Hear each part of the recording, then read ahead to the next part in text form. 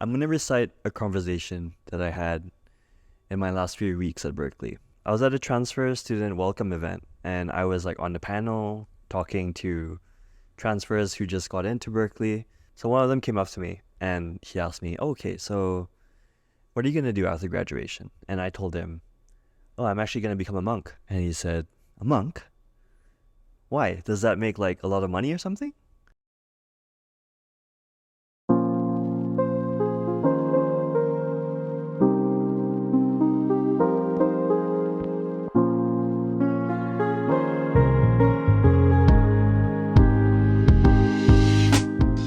But basically, yes, I did want to become a monk.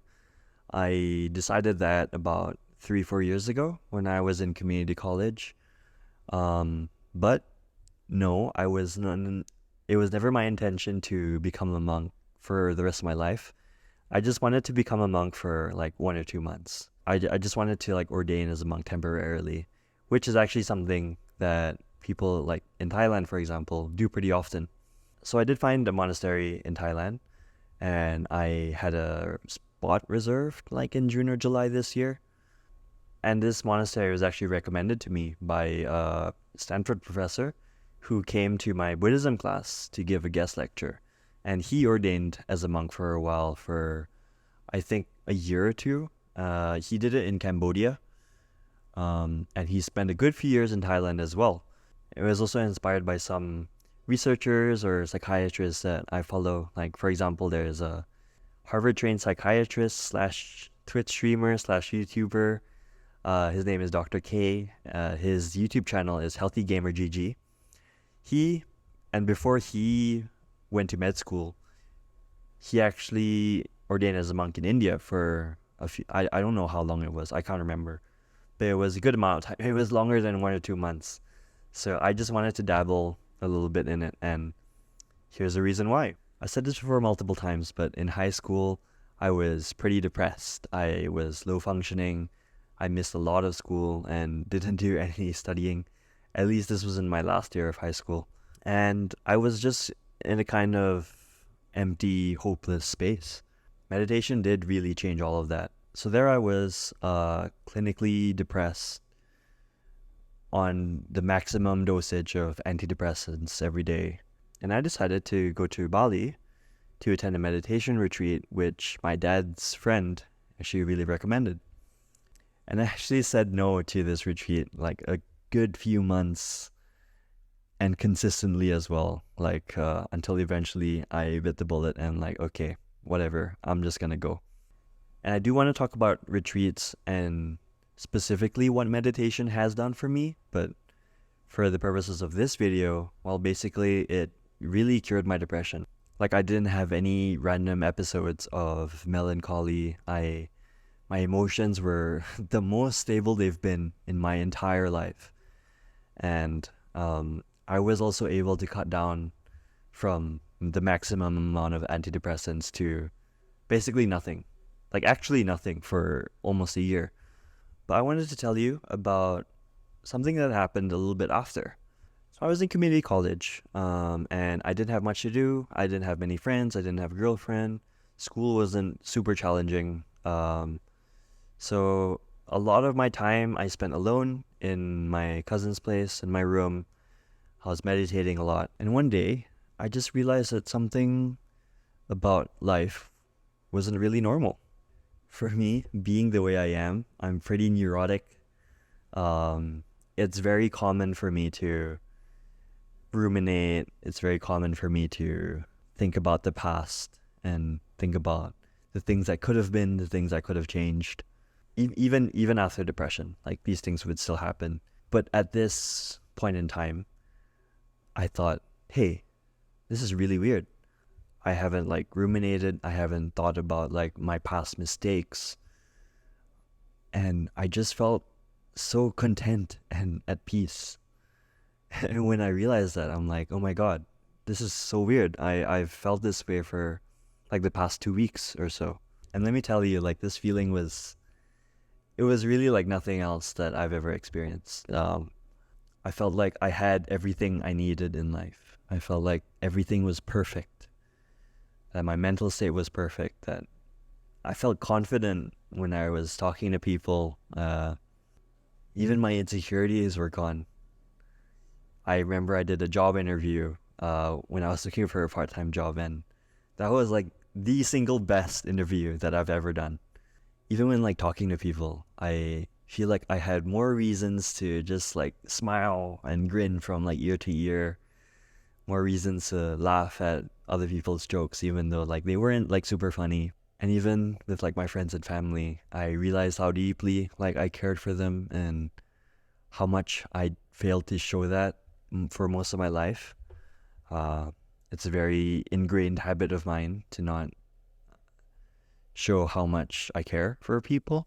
But at that period, I was like, that was also during COVID. So I just felt like, okay, I have time to myself. I was like, I wrote like 20 letters, I think, to my friends.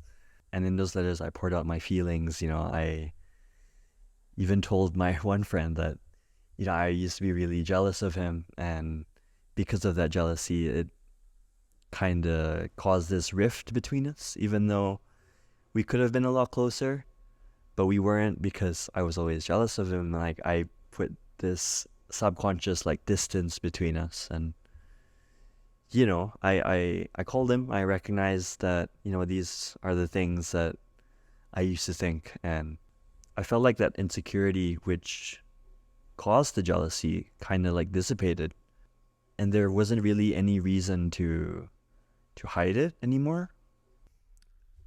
And I also really felt this deep sense of insight where I felt like I understood more about the world, about myself, about existence. But I'm not gonna get into that. I really, for the next like few months after this experience, like I really couldn't shut up about the things that I felt like I just learned. And it probably got a bit like overbearing sometimes. Um, and also a little bit idealistic, of course. I ended up writing a book, using my life as like an example of like how people can overcome their suffering, and that was like way too idealistic, and too simplistic. But yeah, those are the kinds of things that I felt and thought, and to this day, that was like the most spiritually meaningful experience that I've ever had. If you want to call it a spiritual experience, which I think it was. And so because of this profound experience, I thought it would be really good if I could dedicate a good amount of time, like a month or two, or maybe even 6, like after I get my bachelor's, to really dedicate my time to becoming a monk, really just spend time meditating and doing not much else, just immersing myself into practice and really seeing where that takes me. But there was one thing that I failed to realize, that I wasn't really knowledgeable about any spiritual traditions like before this experience. I wasn't aware that these kinds of mystical or spiritual experiences, they happen pretty regularly, like across traditions. And I guess I lost myself because I had this experience which was so profound and meaningful to me. I thought that I was special in some way. I think that this belief that I was special was kind of embedded into my desire to become a monk. And when I went to Berkeley, like I would be pretty open about telling people I wanted to become a monk. But I feel like in my 2 years there, it made me feel a bit distanced from the people around me, my friends. I think that was mainly due to my ego kind of creeping up on me. It made me feel like I was special. I'm going to become a monk, and thinking that I was free from the attachments which bounded everyone else to this realm of like suffering. And I was free from these blinding desires, like wanting to be rich, or wanting to be famous, to be popular, be a millionaire before 25, or have a really amazing romantic partner. I felt that the things that I was pursuing was more worthwhile I just felt like I was on a different level, which was, it's a horrible thing to say, uh, looking back. So even though my intentions to become a monk were initially a little bit more wholesome, it did kind of devolve into something a little more egoistic and conceited. Uh, so I decided, now is not the right time. And I also started to become aware of the possibility that me wanting to become a monk stemmed from a fear of failure, of being unable to attain things like, becoming rich, becoming famous, or getting a girlfriend, things that would traditionally be seen as markers of success.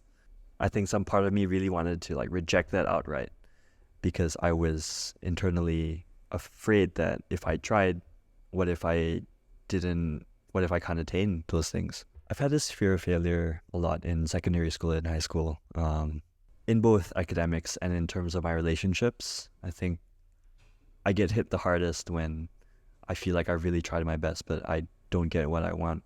But it's not something that I can get away with. It's something that I have to learn to live with.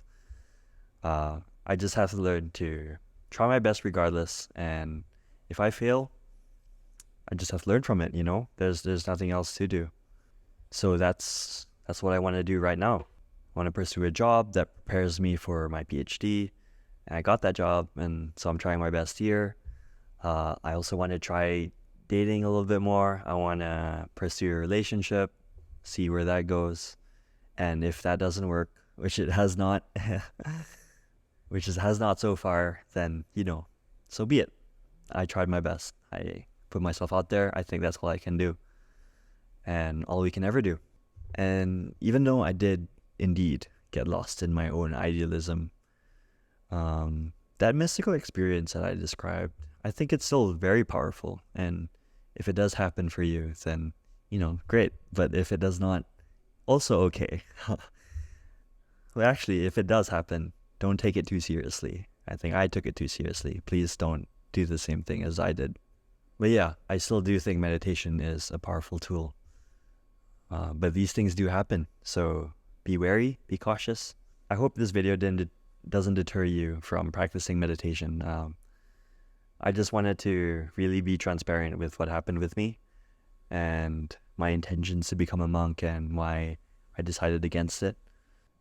Okay, and yeah, I think that's it for tonight. I've been talking in front of a camera for an hour, so I think I'm gonna let my camera take a break. I'm gonna take a break, and all right, good night. I'll see you in the next video.